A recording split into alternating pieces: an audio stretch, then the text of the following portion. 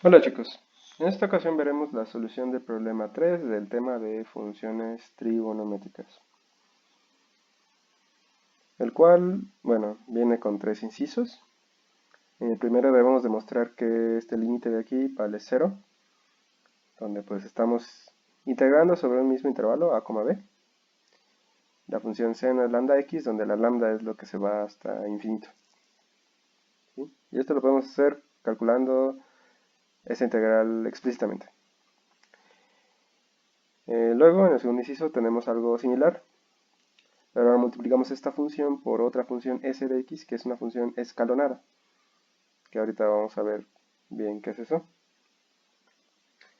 Y en el tercer inciso pues tenemos algo parecido al segundo, pero ahora en vez de la s de x, una función escalonada, vamos a tener una f de x, que puede ser cualquier función integrable sobre el intervalo a, b.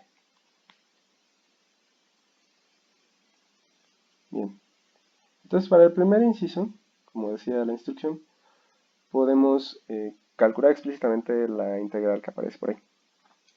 Para ello vamos a considerarnos una función que va a ser justamente una antiderivada de la función seno de lambda x.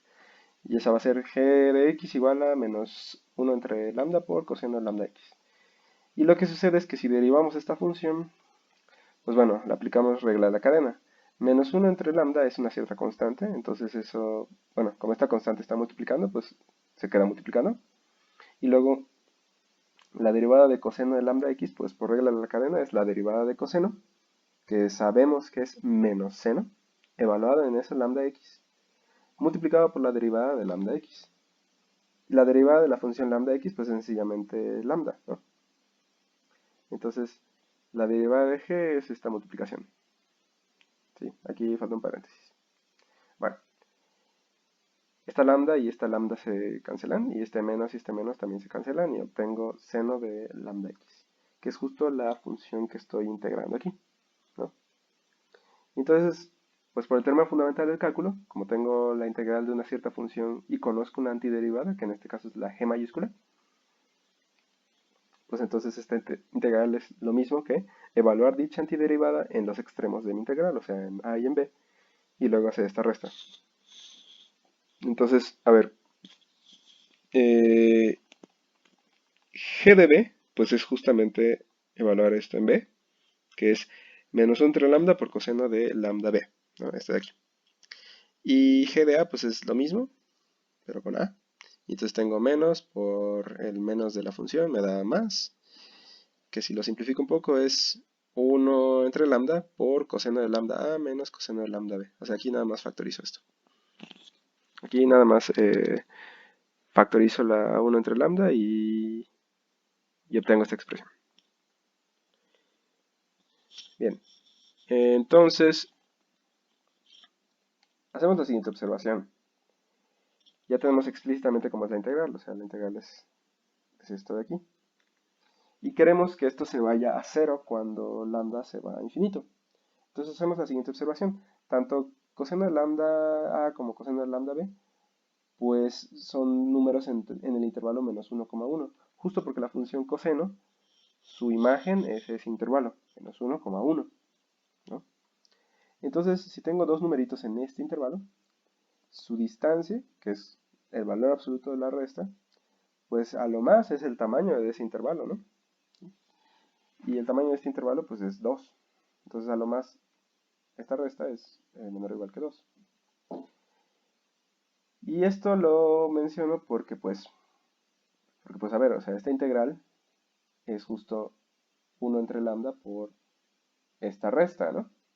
De modo que si yo saco el valor absoluto de ambos lados, pues el valor absoluto de todo esto es lo mismo que 1 entre lambda por el valor absoluto de esta resta. Y ese valor absoluto es menor o igual que 2. Entonces, todo esto de aquí es menor o igual que 2 entre lambda, ¿no? El 1 entre lambda quedaba afuera y esto se convierte en un 2 y entonces pues queda esto aquí. Y entonces nada más hay que observar que esta expresión, cuando la lambda se va a infinito, pues todo esto se va a 0, ¿no? Y como esto queda mayor o igual que el valor absoluto de esta integral, pues esta integral también se va a ir a 0 cuando lambda se va a infinito, ¿no? Entonces tengo este límite. Eso nos da el primer inciso. Para el siguiente inciso, nos piden que consideremos una función escalonada s de x. Entonces aquí nada más les recuerdo qué es eso. La función s de x es una función escalonada en el intervalo a, b. Si existe una cierta partición de dicho intervalo, t0, t1, t2 hasta tn, así como cuando integramos, ¿no? Y ciertas constantes s1, s2, s3 hasta sn, tales que la función en cada pedacito, en cada intervalito, ti menos 1 ti, es constante, es igual a la iésima constante, o sea, si, ¿no? Entonces pueden pensar que, bueno, ahorita voy a poner un dibujito con la gráfica de este tipo de funciones, pero pueden pensar que esto es como, pues está formado como por rectangulitos. La gráfica de esta función está formada por rectangulitos. Ahorita, como les digo, ahorita les voy a poner una imagen de eso. Pero bueno, o sea, tomando la definición así, tal cual, observamos que esta integral de la función escalonada por seno de lambda x, pues yo puedo descomponer el intervalo a, b en estos intervalitos, y entonces esta integral es la suma de las integrales en cada pedacito, ¿no? O sea, es esto de aquí, la suma de la integral sobre el intervalo t menos 1, ti, de la misma función, y con i, desde i igual a 1 hasta i igual a n, ¿no? Ahora, si nos fijamos en cada subintervalo, ¿no? La función s de x en dicho intervalito es constante y es justamente la constante si, ¿no? Entonces esta s de x en este intervalito se convierte sencillamente en si, es una constante. Y entonces, como es una constante y estamos integrando esta constante por una cierta función, pues podemos sacar la constante de la integral. Y entonces la ponemos aquí afuera, ignorando por un momento la suma, ¿sí? Estamos fijándonos en ese intervalo. Va. Entonces, esta integral, si yo hago que la lambda se vaya a infinito, pues es lo mismo que el límite cuando lambda se va a infinito, ahora de esta suma, ¿no? Y si se dan cuenta es una suma de constantes, SIs, por estas integrales, ¿no? Entonces el límite de una suma pues es la suma de los límites y además si en cada sumando tengo una constante pues la puedo sacar. Entonces saco esta SI básicamente. En cada sumando saqué la SI y ahora nada más me voy a fijar en el límite de esta integral, ¿no? Pero bueno, fíjense que por el inciso anterior, o sea, yo estoy calculando la integral de esta función en un cierto intervalo, ¿no? Que en el inciso anterior, pues mi intervalo era a, b. En ese intervalo, pues me estoy fijando en el iésimo intervalo de mi partición y saco el límite, ¿no? Por el mismo argumento del inciso anterior, pues esto va a valer 0, ¿no? Entonces, en esta suma que tengo aquí arriba, pues tengo la suma de los SIs por estos límites, pero estos límites valen 0. Entonces estoy sumando puros ceros y por lo tanto el límite que yo quiero pues es una suma de ceros, es decir, es 0 también. ¿Sí? Va. Entonces, a ver, déjenme ver dónde tengo el dibujito. Es este. Ignoro por un momento la curva roja. Ahorita voy a explicar qué onda con eso. Pero lo que les quiero decir es que las funciones escalonadas básicamente tienen esta forma. O sea, es, es como partir mi intervalo a, b, que es todo este. Partirlo en cachitos, ¿no? Este cachito, luego este otro cachito y así. Y en cada subintervalo, pues la función es constante, ¿no? Aquí es constante. Luego paso al siguiente y es alguna otra constante. Luego paso al siguiente intervalo y es otra constante. Y así. En ese sentido decimos que es escalonada, como que mi función está partida en escaloncitos, ¿no? Esa sería la gráfica de una función escalonada. Bueno. Entonces, para ese tipo de funciones tenemos pues lo que acabamos de demostrar, ¿no? Y entonces ahora vamos a pasar a funciones ya no escalonadas, sino funciones integrales cualesquiera. O sea, vamos a tomar una cierta f integrable y queremos probar que el límite de la integral de f de x por seno de lambda x, cuando la lambda se va a infinito, eso vale 0, ¿no? Bueno, para ello entonces lo que vamos a hacer es ir aproximando la integral de dicha función con sumas superiores de mi función f, ¿no? Entonces, a ver, vamos a fijar una cierta épsilon positiva y sabemos que para esa épsilon existe una cierta partición en donde la suma superior correspondiente a dicha partición y la integral de f están a distancia menos que épsilon. O sea, el error de mi integral con respecto a la suma superior es a lo más épsilon, ¿sí? Pero bueno, a ver, o sea, obviamente todo esto es como con maña.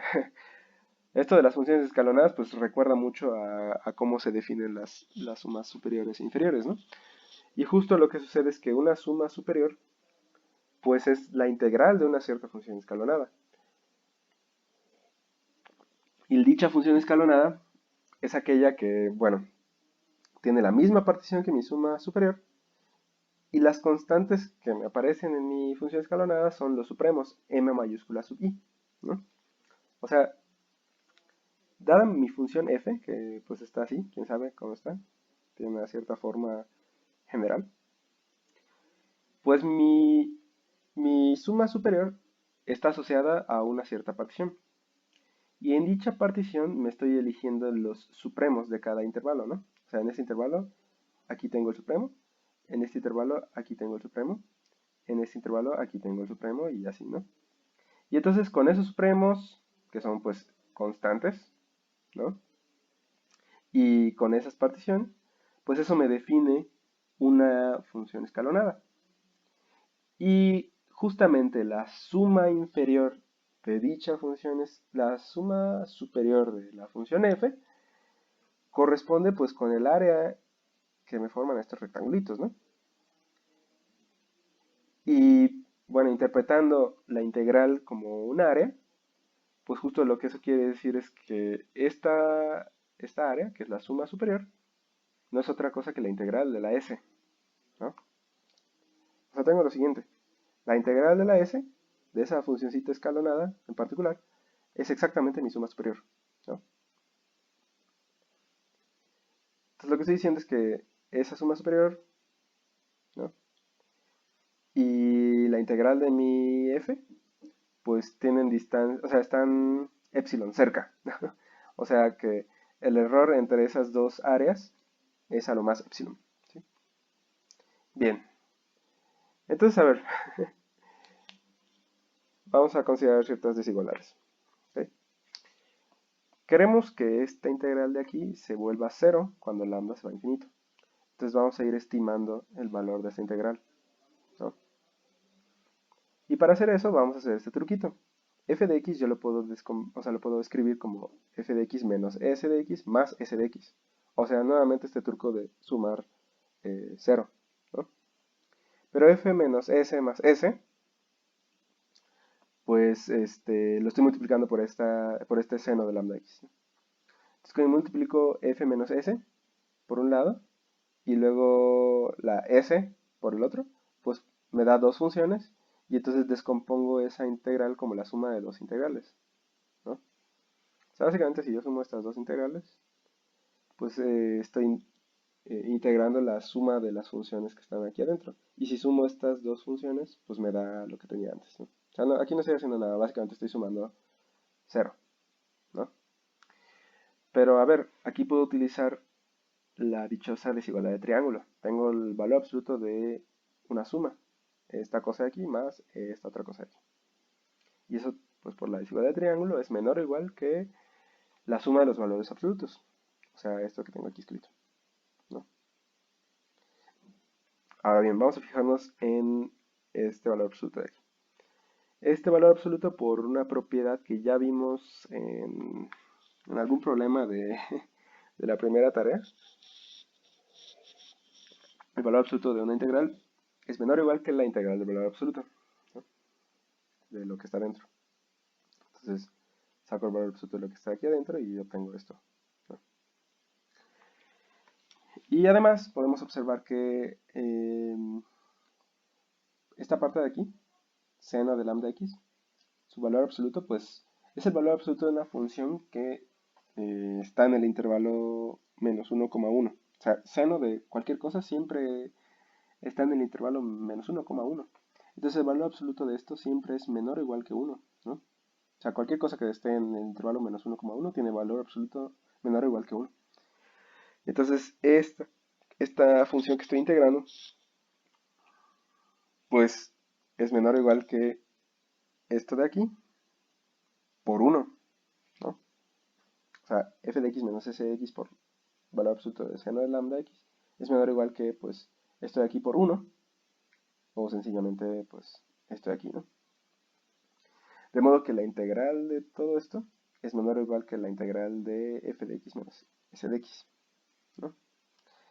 Y además, eh, pues justamente mi s de x, mi función escalonada, en cada intervalito es el supremo de la función f en dicho intervalo. Entonces, siempre s de x queda por encima de f, o sea, es mayor o igual que la f, ¿no? Esto que tengo aquí escrito. Y por lo tanto, el valor absoluto de esta resta, pues en realidad es ponerlo al revés, o sea, es s de x menos f de x, porque esto es positivo, ¿no? Este de x es más grande que este y por lo tanto la resta es positiva, ¿no? Bien, entonces con todas estas consideraciones, el valor absoluto de esta integral es menor o igual que la integral de este cuate.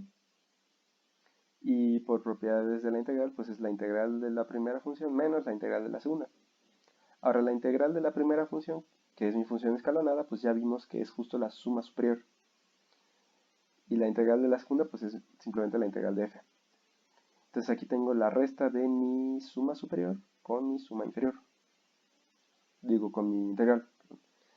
Y dijimos que esta resta era menor que epsilon, ¿no? Porque así escogimos la partición. Escogimos una partición tal que la suma superior pues estaba muy cerquita de mi integral, o sea, tan cerquita como epsilon. Entonces todo esto de aquí es menor que epsilon. Va. Entonces, a ver, vamos a retroceder un poco. Teníamos que la integral que yo quiero, su valor absoluto, es menor o igual que este valor absoluto más este otro valor absoluto. Pero ya vimos que este valor absoluto es menor que epsilon.